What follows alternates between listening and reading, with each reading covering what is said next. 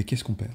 Mais quand je disais ça, je pensais plus à des petits rituels journaliers qui, aussi insignifiants peuvent-ils paraître, auront finalement, je pense, une incidence. Ne serait-ce que par exemple, de se dire, bah voilà, tous les matins, je me lève à telle heure, mon rituel c'est d'aller dans la salle de bain, et puis ensuite d'aller prendre mon café. Bah, peut-être que simplement de changer ça, de se dire, bah tiens, au lieu de prendre mon café chez moi, ce matin, je vais sortir dehors, je Oui, vais aller marcher pendant 10 minutes, ou il faut alors bien je vais mieux. aller à une terrasse de café et je vais prendre mon café en terrasse et observer la foule passer.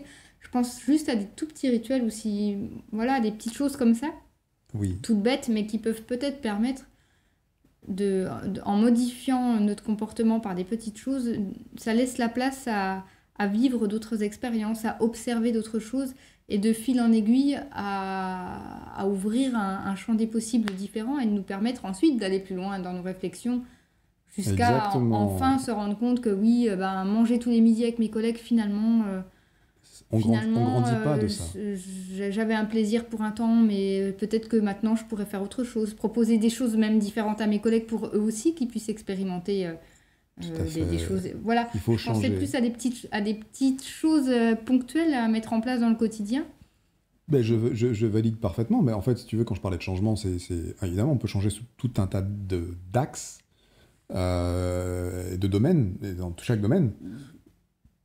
Quand tu changes ton quotidien, quand tu actes dans le changement, c'est la meilleure, la des premières démarches à effectuer. Après, je parlais d'alimentation parce que moi, c'est mon dada, l'alimentation. Je suis obsédé par la santé, alors j'ai un problème avec ça, forcément. Mais l'alimentation Mais, prend une grande place aujourd'hui mais de notre société. dans les changements, l'alimentation aura sa part et sera même primordiale, en tout cas, si tu veux améliorer ton état de santé. C'est une évidence, et tu le sais, tu l'as expérimenté. Mais oui, tout ce que tu dis est vrai. Il faut changer sa routine. En fait, ceux qui ont une routine, je parle pas des routines sportives, hein. Ceux qui ont une routine du quotidien depuis 25 ans, ils vont avoir un peu de mal à avancer. Parce que si en effet ils sont toujours avec les mêmes collègues, ils disent toujours au même endroit, ils fréquentent toujours les mêmes personnes, qu'est-ce qui évolue? Qu'est-ce qui... ah, ils ont peut-être l'impression d'évoluer ensemble, mais quelque part, c'est cultiver l'absurde pour beaucoup d'entre eux. C'est cultiver quelque chose qu'ils n'ont pas. Parce qu'on ne peut pas être le même toute sa vie. On reste fondamentalement soi au fond. Mais je veux dire, en société, on évolue. On est dans notre vie, sans même parler de la société, on évolue, on apprend, on vit d'expérience, on vibre d'expérience. Mais si tu expérimentes la même chose pendant 25 ans, à manger avec le même collègue, à lui discuter des mêmes problèmes, tu conditionnes ton subconscient à ça. Mm. Et qu'est-ce qui évoluera? Un jour, on te dira, ouais, tu peux faire autrement, mais tu ne sauras pas faire, parce que tu seras tellement bien entraîné à faire ça. Oui, qu'on voit même plus qu'autre chose est possible. Voilà. Donc Oui, forcément, tu alors, auras peur de il l'inconnu. suffit peut-être de proposer à ce collègue de rester déjeuner au travail, et puis après le déjeuner, pourquoi pas faire un petit exercice ensemble de respiration, comme tu le proposes. Voilà, Ça prend 10 minutes, on peut le faire pendant la pause exactement. déjeuner. Une petite respiration pour se désintoxiquer du quotidien, se désincarner de soi-même aussi parfois. Une petite respiration, un exercice de yoga ou une activité sportive intense. Je dis bien intense parce que c'est celle qui révèle un petit peu les choses, même si elle dure que 10 minutes. C'est primordial. Primordial dans le changement, si on veut opérer un changement en tant qu'adulte. Quand on est enfant, c'est beaucoup plus facile.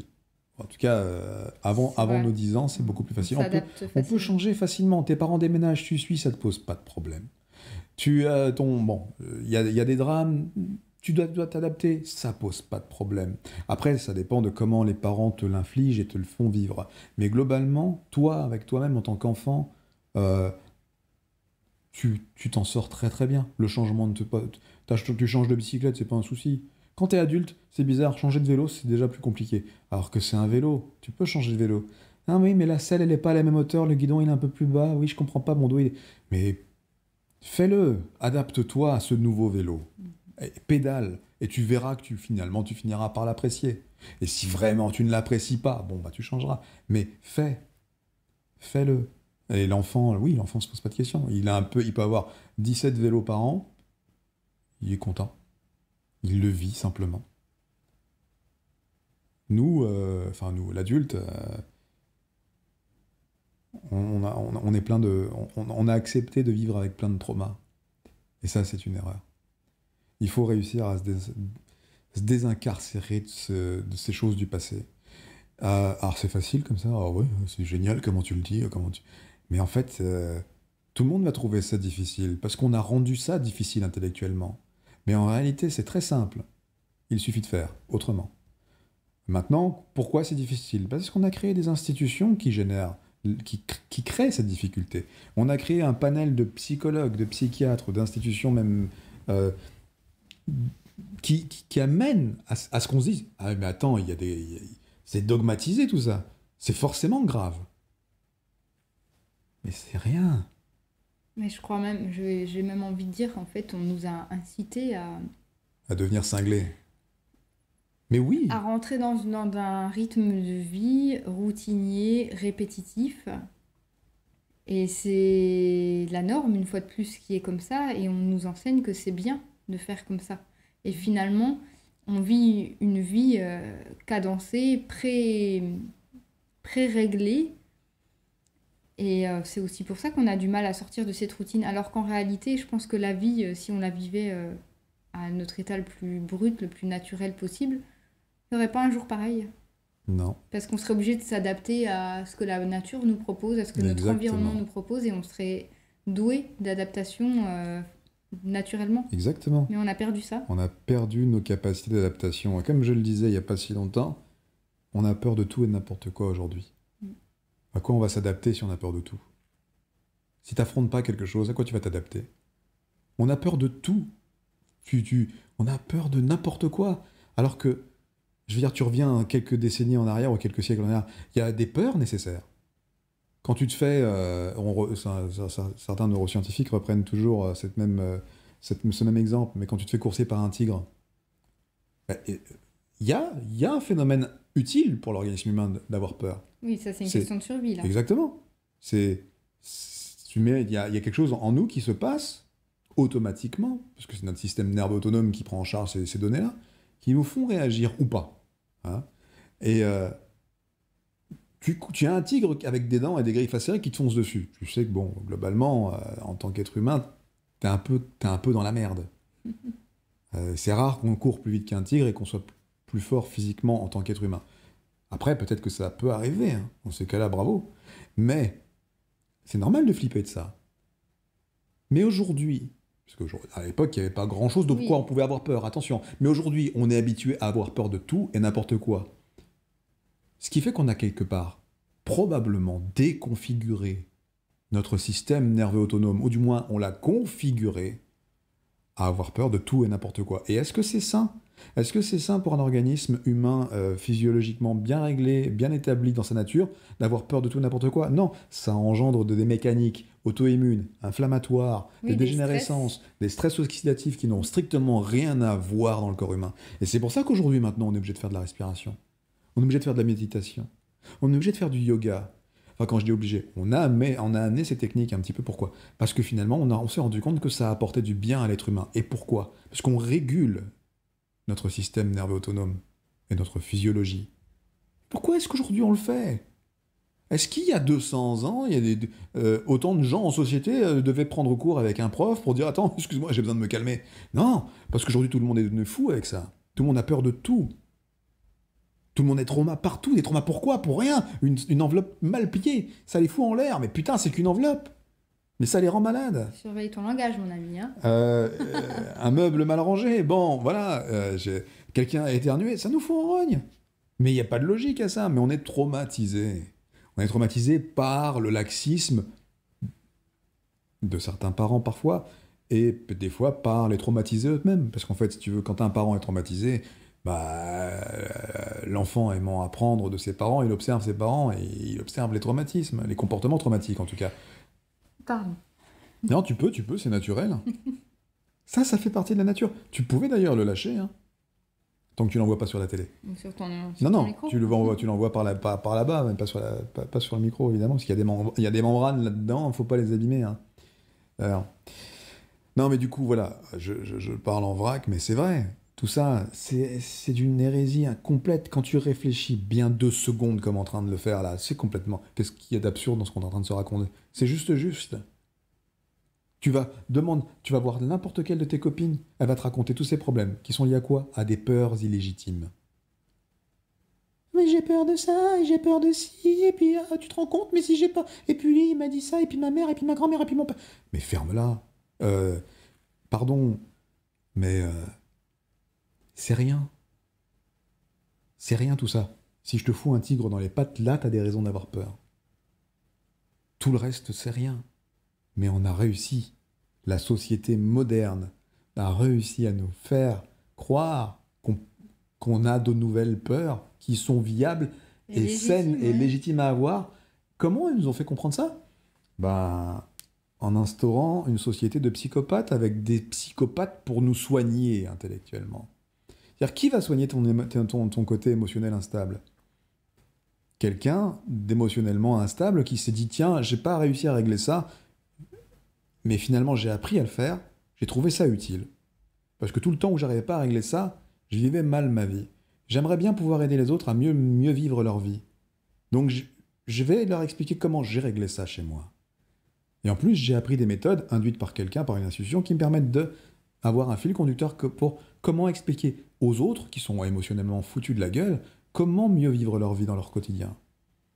Mais qui, à la base, est celui qui va t'enseigner ça? Un mec décérébré ou quelqu'un qui a été vraiment victime de ça, qui l'a vécu? Mais à juste titre, c'était même pas légitime que lui le vive à ce point-là. Parce qu'il n'y avait pas de tigre qui courait derrière cette personne à la base. Je ne pense pas. Mais voilà, maintenant les peurs sont les peurs, elles sont ce qu'elles sont devenues dans nos sociétés, et il faut faire avec. Mais elles n'ont rien à voir avec celles des peurs légitimes auxquelles on devrait auxquelles, si on y a été confronté, on aurait logiquement peur. Mhm. Voilà. Parce que tomber d'une falaise, ça peut faire flipper, oui, quand tu vois le vide. Qu'il y a quelqu'un qui court après avec une arme pour... Oui, un tigre, un ours. Ça peut être très violent, un ours. Hein? Si on l'embête un petit peu. Ça fait flipper. Mais... Voilà, le problème c'est que... évidemment, faites pas ça. Hein. Allez pas vous confronter à un tigre pour pas avoir peur de lui. C'est pas très habile. Par contre, si vous avez peur d'un livre mal rangé, ben rangez-le, vous verrez que vous aurez plus peur de lui. C'est pour dédramatiser le côté peur auquel on est arrivé. Ce que je vois, en fait, c'est simple. Moi, j'ai des peurs aussi, hein. Mais en fait, je comprends même pas pourquoi je les ai. Mais maintenant, voilà, je m'en détache. Je les ai eues, ces peurs-là. C'est absurde d'avoir des peurs aussi ridicules quand tu y réfléchis. Et j'entends les gens avoir peur autour de moi et je les comprends, puisque moi-même j'ai eu peur. Mais je les comprends sans les comprendre, parce que je me dis, mais comment est-ce qu'on peut avoir peur de ça, de ce qu'ils me racontent?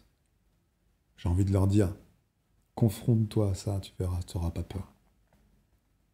Confronte-toi au changement alimentaire, tu n'auras pas peur. Une fois que tu l'auras expérimenté, tu n'auras pas peur.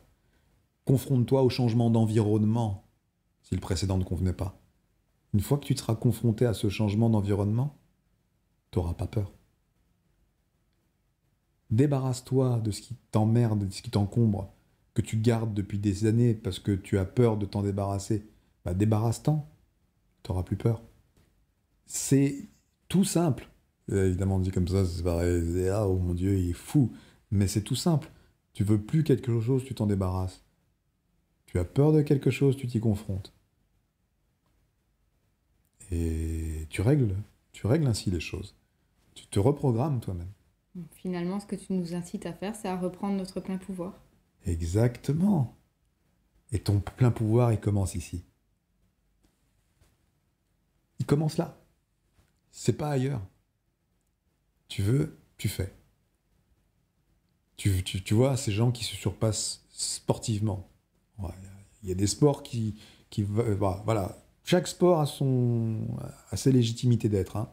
Mais dans ces sportifs qui vraiment se surpassent, parce qu'ils ont besoin, peu importe la raison, peu importe si c'est qu'il y a un trauma d'enfance ou simplement l'envie de se surpasser concrètement.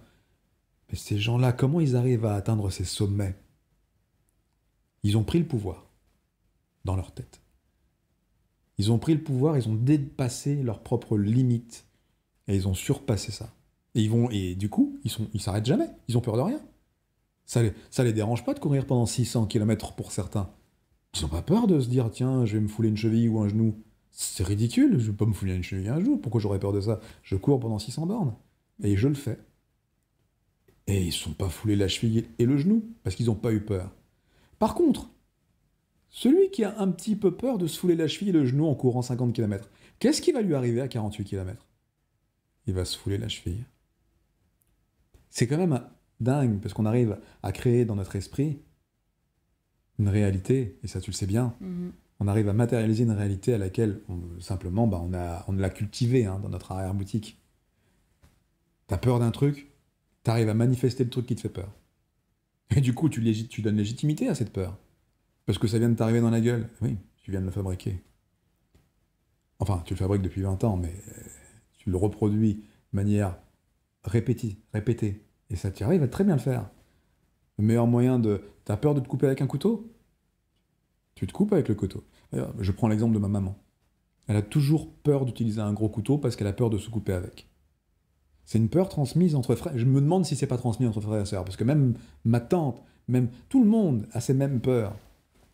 Mais dès que tu donnes un gros couteau à ma mère, tu peux être sûr que dans les 10 minutes qui vont suivre, elle va se couper sans faire exprès. Pour ça, elle n'utilise que des petits couteaux.